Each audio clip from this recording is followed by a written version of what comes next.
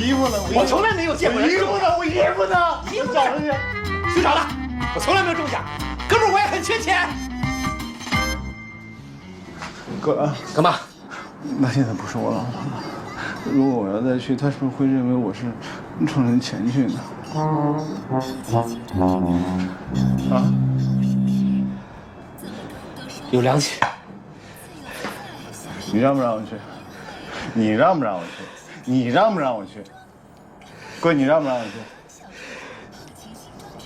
弟弟，我跟你说，这个，我们肯定有很多毛病，但是我们是这个真心的对他们好。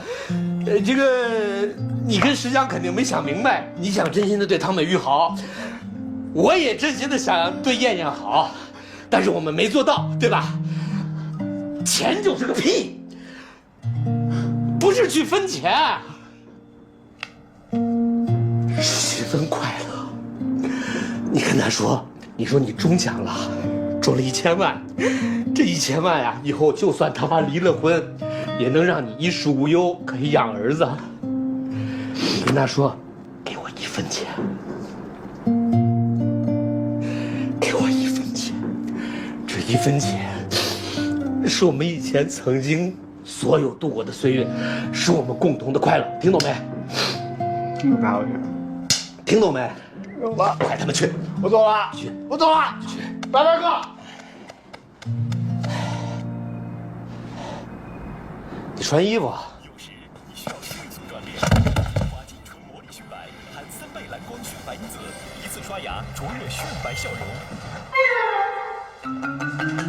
你躺这儿干嘛？你走啊！找呢，老婆，老公救你了，妈贱人！我来救你了，救你了。谁呀？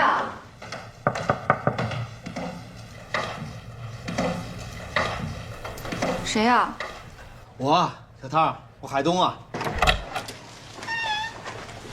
你怎么来了？打你手机你关机，家里电话你又不接，老曹在我那儿都快急死了，他急得都昏过去了。喝多了吧你们俩？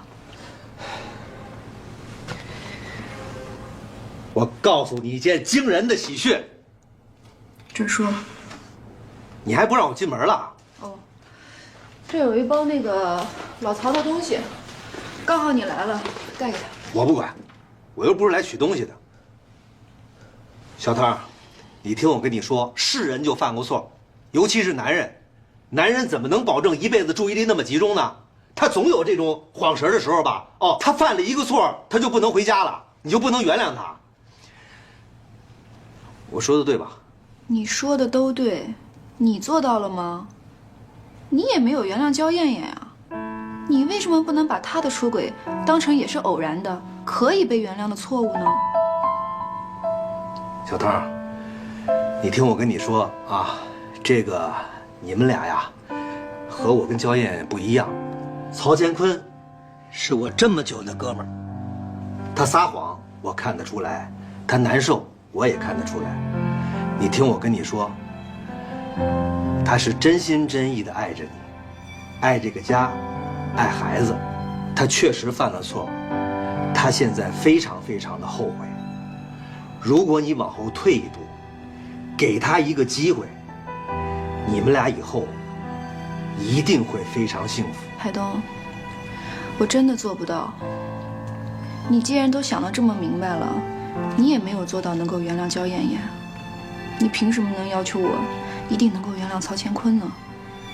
行了，该说的我都说了，法庭见吧。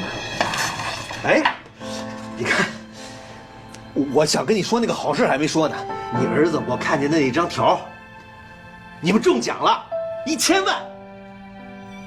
真的喝多了，回家吧。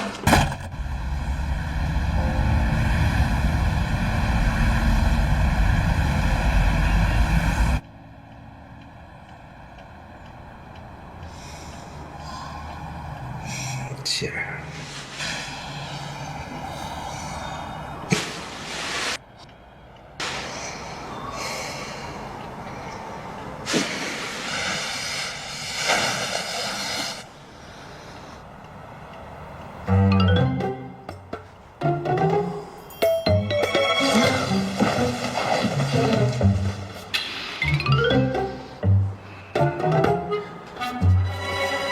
睡这儿了。我喝多了。你不睡沙发吗？我尿了个尿，我就爬上来了。看，你家厕所特棒，门一开灯就亮，门一关灯就灭，特别棒。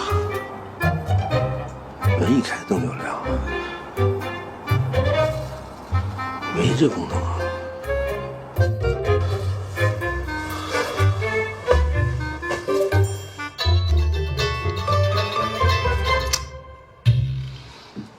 喂，我是小刚，我们老大让我通知您，说汤美玉离婚那个案子啊，他会跟罗莉律师共同代理啊。您要有什么疑问的话，您可以打电话问我，我现在不是他的助理吗？还有啊，罗莉律师呢让我告诉您说，汤美玉离婚这个案子，应该没有和解的可能性。那挂了。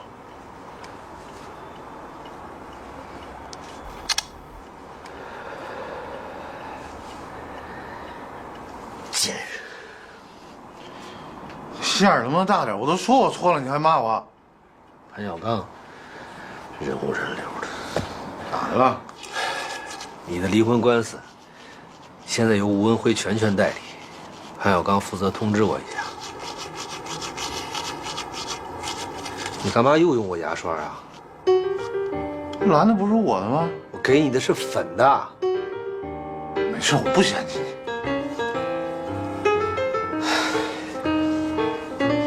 哎，你说我离婚案子那么小，吴文辉上，他至于吗？还是在跟我作对。他打赢了我，就可以在罗莉面前塑造一个非常完美的形象。贱人，你这样，你如果没信心的话，兄弟，我陪你一块打这官司。我一个人打赢面还大点儿，你自己忘了你大学怎么被开除的吧？贱人，说的好像你每场官司都赢似的。我没输啊，你自己离婚那个你忘了？那是我前妻啊，我让着她。罗莉是你前妻啊？哥，我跟你说，你要跟吴文辉比的话，我估计你还真悬，人家从来没输过，包括自己那离婚的案子都没输过。你知道吗？他老婆那时候一直想跟他离，但是他就是不离，最后他使了一招就离了。啥时候啊？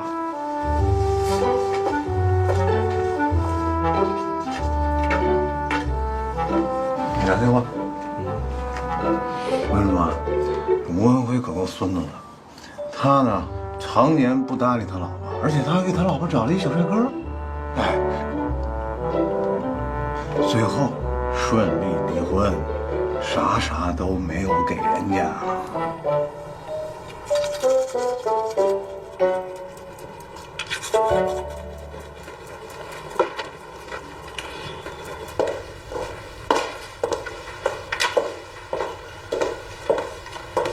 又看彩票，哎，离婚起诉书我给你弄好了，你看要没问题就这样了。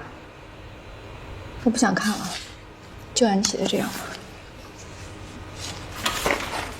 哎，最后再问你一次，真就这么决定了？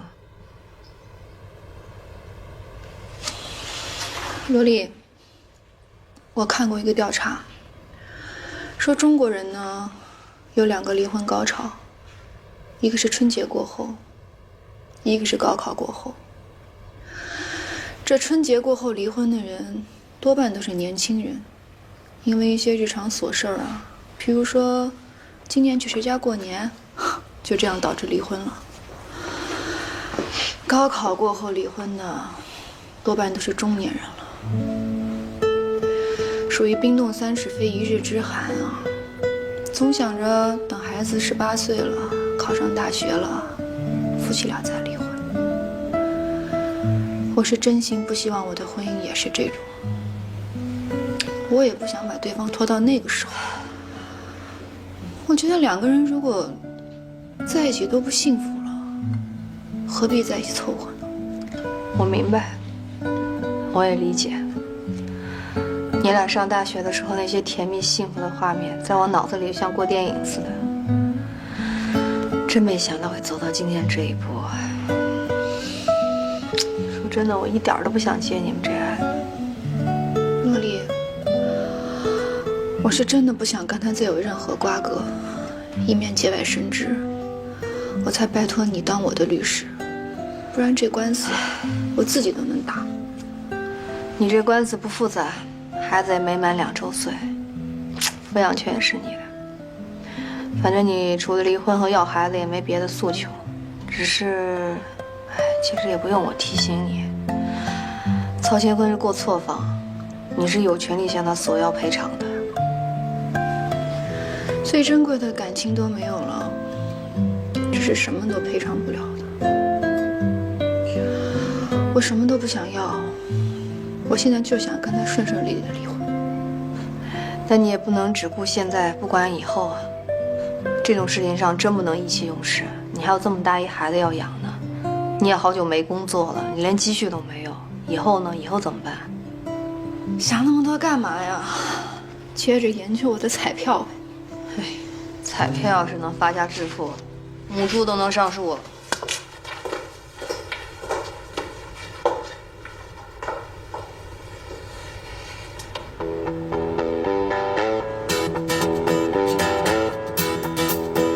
我中了！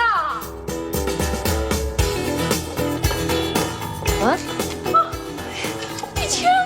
做梦了吧你？真的！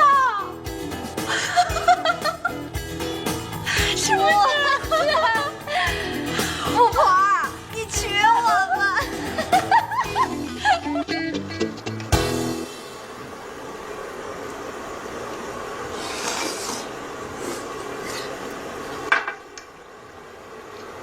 你就记住一点，你咬定牙说你深爱汤美玉，只要法官不能认定你们的感情破裂，他就不能判离。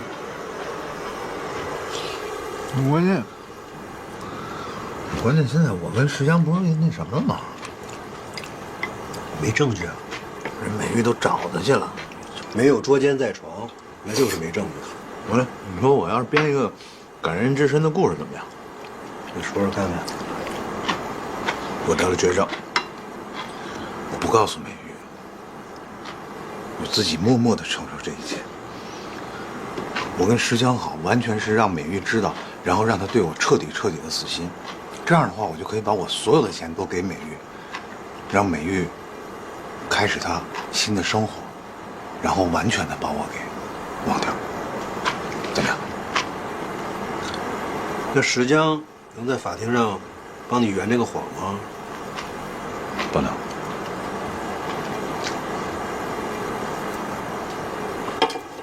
我有短在石江那边。什么短？照片。什么照片？你刚刚看那个照片？那你不是拍的是石江吗？有我的。你有啥好拍的啊？那你不懂生活情趣。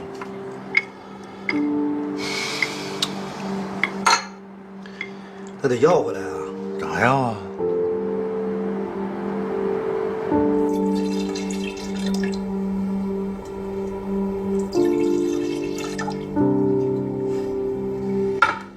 你想删就删吧，反正云端上有的是。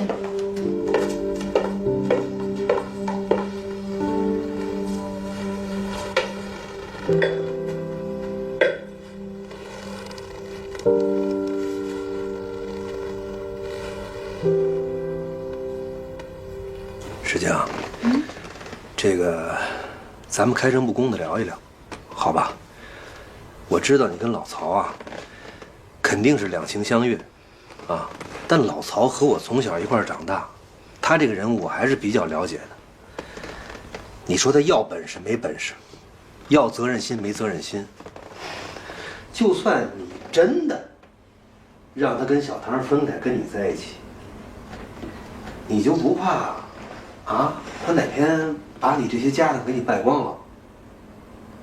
哎，就算是他跟你在一起以后，在你的教育下改邪归正、事业有成，他今天能甩开小唐和孩子跟你在一起，你怎么就能知道他跟你在一起以后就不会跟别人跑啊？对吧？石江，你听我一句劝啊，我不管你存了多少，你抬手，把你存的这些删了，好吧？给他一个活路，给你一条退路，以后咱们大家还都是朋友，行吗？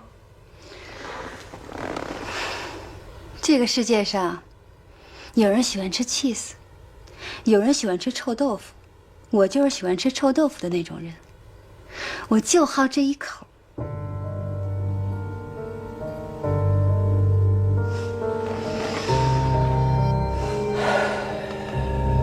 这样，石匠，万事有商量，你开个条件吧。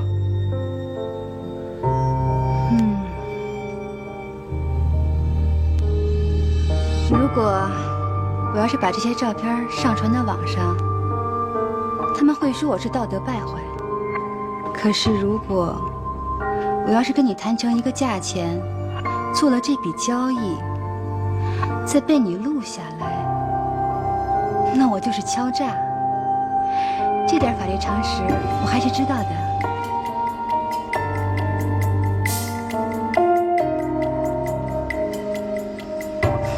你到底要怎么样？我知道你很想打赢这场官司，不仅因为曹乾坤是你最好的哥们儿，还因为你想通过这场官司，从吴文辉那里把萝莉赢回来。既然这不是一场普通的官司，它是你人生当中最大的一次成败，那我们就好好聊一聊。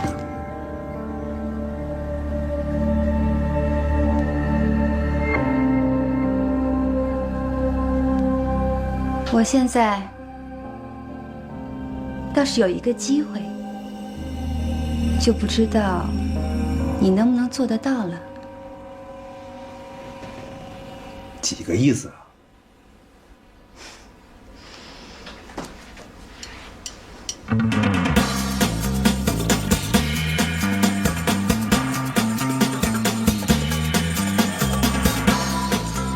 明白了吗？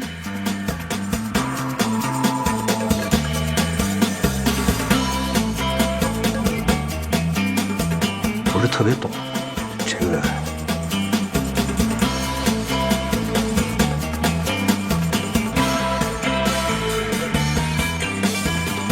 你是这个意思吗？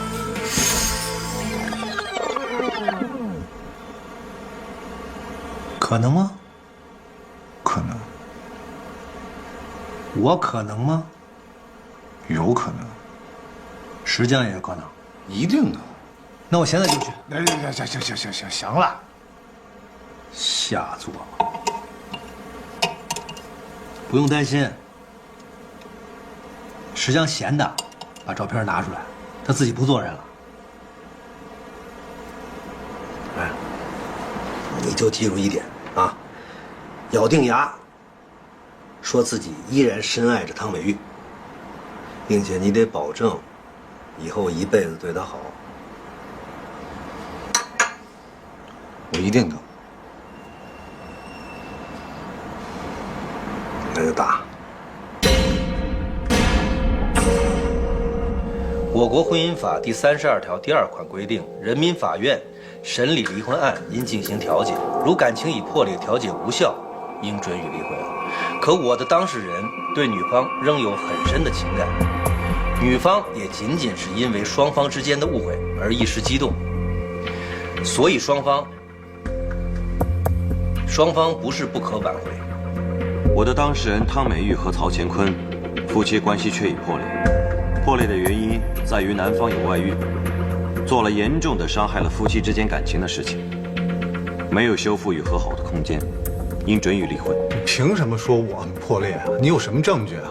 尊敬的审判长，我不同意和我妻子离婚，因为我们的感情还没有破裂，而且我们是奉子成婚。他的意思是，婚姻基础比较牢固。很显然，男方结婚的目的并不完全出自于对女方的感情，正如他自己所说，是在未婚先孕奉子成婚的基础上建立了这场婚姻。这样的婚姻基础通常是比较薄弱的。罗丽，你什么意思？啊？那就是美玉怀孕了，我就不娶了是吗？我们就不要这个孩子是吗？你是想让我的孩子没有爸爸跟妈妈是吗？我的当事人提出离婚诉求，并不是一时冲动，而是经过深思熟虑的。正如你自己所说，你们是奉子成婚，成婚之后，被告经常以工作忙、加班为理由，实则是和其他女性在外过夜。我们这儿有酒店的刷卡记录为凭。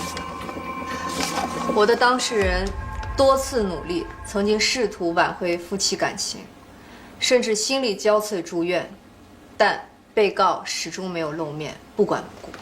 你根本就不知道当时他是什么情况。我不是说没有露面，我只是心里头乱，我出去待一待，而且当时那个地方是没有信号的。我真的不知道，我如果知道我的妻子生病的话，我一定会赶回去看她的。审判长，原告还有新的证据补充。我们这份证据是在休庭的时候拿到的，我想这些证据应该证明双方感情确实已经破裂了。准许恢复法庭调查。我提醒一下被告，这份快递的寄件人叫石江，这份快递里头有男士 T 恤、袜子、剃须刀以及安全套，其中还附有一张卡片，上面写着原物退还，包括你老公，但建议您慎重回收，祝幸福。我想请问一下被告，石江女士是谁？你和她是什么关系？她为什么可以从自己的住处给我的当事人寄出一箱你用过的个人物品？她的卡片上写到说原物退还，包括你的老公，这句话是什么意思？我们是否可以理解为你和这位石江女士一直保持着婚外的不正常的男女关系呢？被告，请回答原告代理人的问题。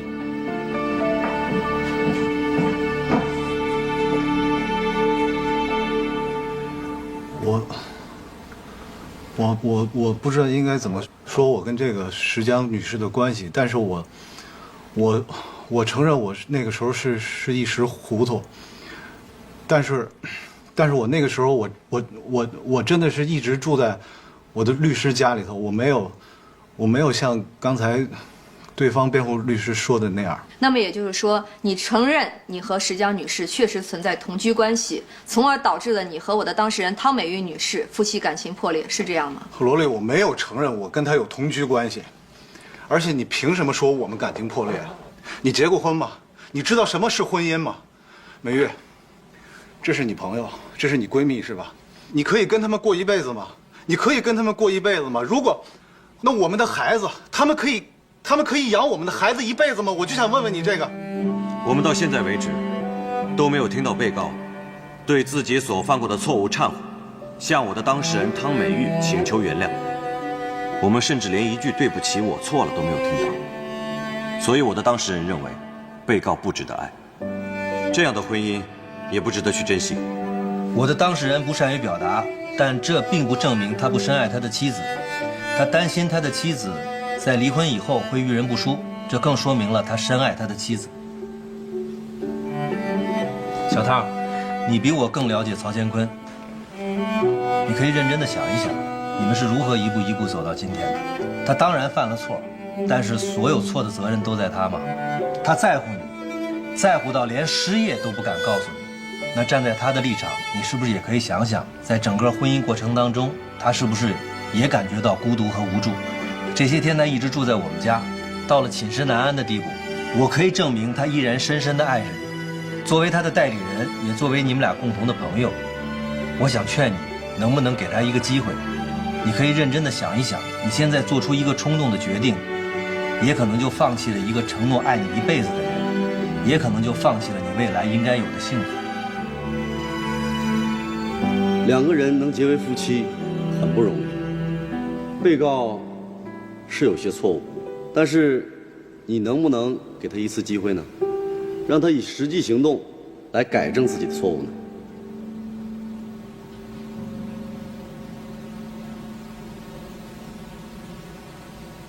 我有个问题想问被告。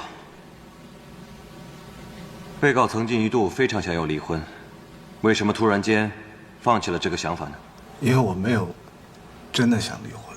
那你怎么解释你曾经委托律师和我的当事人商谈协议离婚的事项呢？2006年，美国 CNN 曾经采访过一对老夫老妻，一位是102岁的丈夫，一位是101岁的妻子。当时他们的婚姻已经持续了78年。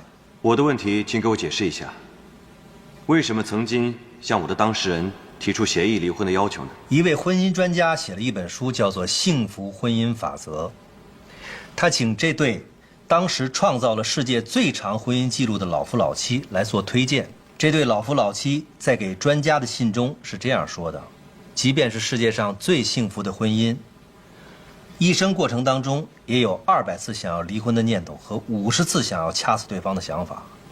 我的当事人有过1次想离婚的念头，这能说明什么呢？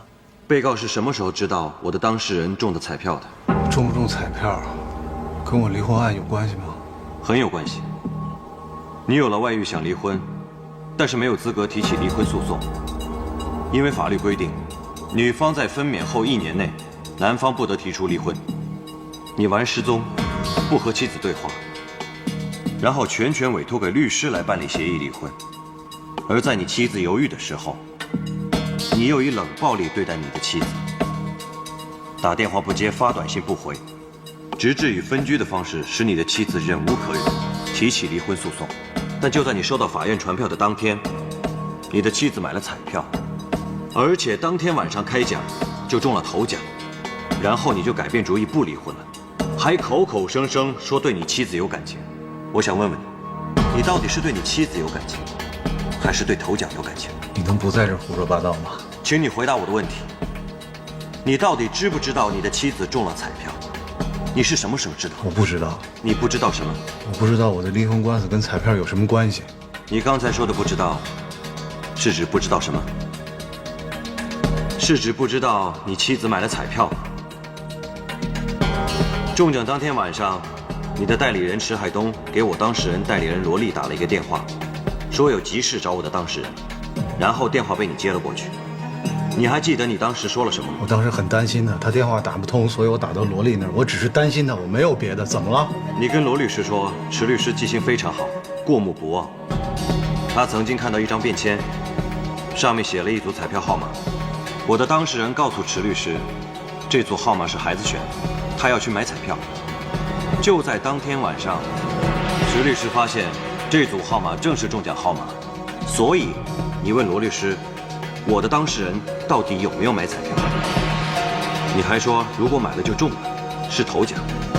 我还有一个问题要问被告，你先知道池江是一位富有的女士，然后你才追的她是吗？你以为我是吃软饭的吗？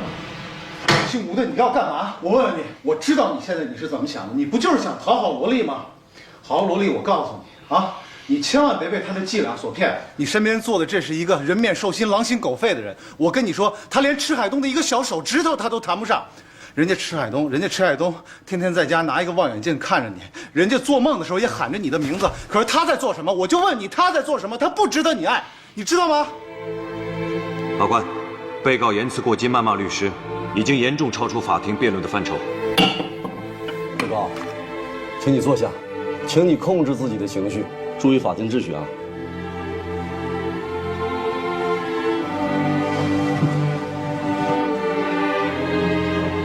我的当事人这几天一直处于极度痛苦之中，他根本就不知道发生了什么，他也从未曾联想这1000万彩票跟他的未来有什么关系。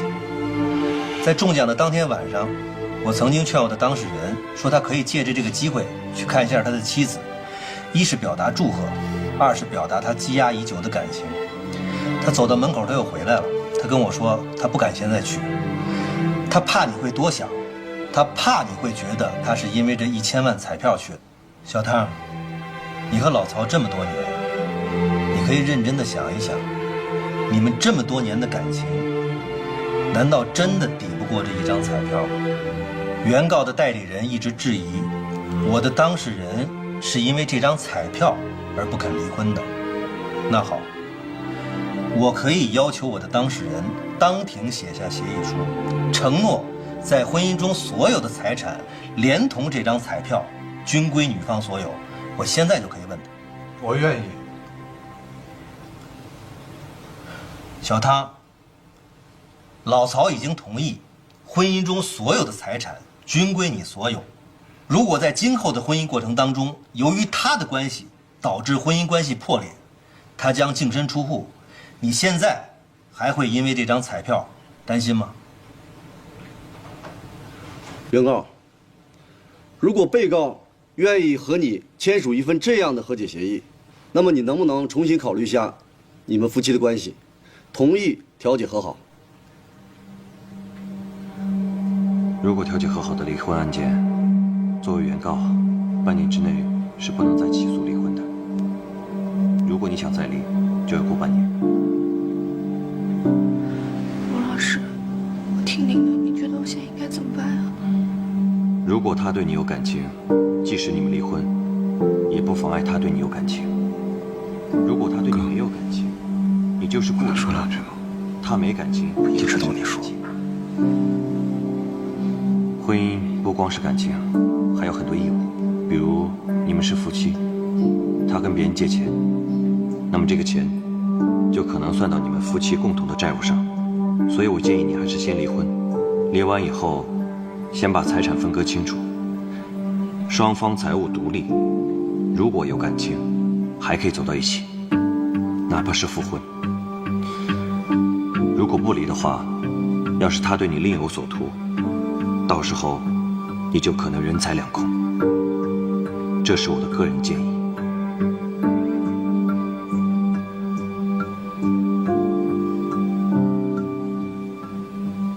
不许置气，也别幻想未来，要说就说掏心窝子的话。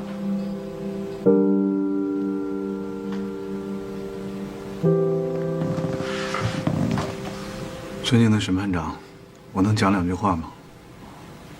准许。首先，我对我刚才的鲁莽行为做出道歉，非常对不起。人们常说，婚姻是爱情的坟墓，但是在我和美玉的这段婚姻当中，我从来没有这样认为过。我记得我们是相识在大学里的，那个时候她是所有人眼中公认的校花，是所有男生心目当中的梦中情人，我也不例外。但是有的时候，生活就像是一场魔术，把我们俩变在了一起。我知道，很多人都说我其实没有那么优秀，而且也配不上，但是我一直坚信，我会握着她的手一直走到最后。我那个时候真的就是这么想的。我记得我们第一次牵手，第一次拥抱，美玉第一次看见我的眼睛，我就觉得我是全世界最幸福、最幸福的男人。我从来没有奢望过她能嫁给我，可是我真的娶了她。我从来没有想过，我们会有今天这样的一天，坐在这块来打我们自己的离婚官司。如果我早能知道这样的话，我宁可我们当初没有相遇，因为这样的话伤害他的人不会是我。就在今天早上，应该是昨天晚上吧，我躺在床上在想，如果要是能地震、火山爆发，甚至是世界末日，那该有多好！这样的话，我就不用第二天站在这里残忍地面对现在的一切。我想着想着，天就亮了。没有发生天灾，天空比任何时候都晴朗，阳光比任何的时候都刺眼，直接刺在我的心里头，让我无处藏身。还能说让我坚强？好，我坚强。美玉，我记得那个时候我和你说过，我是从一个小地方出来的，条件没有别人好，也不可能满足你很多的愿望。但是那个时候我知道我的优势，是因为我个子比别人高。我当时说，如果天塌下来的话，有我为你顶着，我会好好保护你，不让你受一点点伤害。但是我没做到。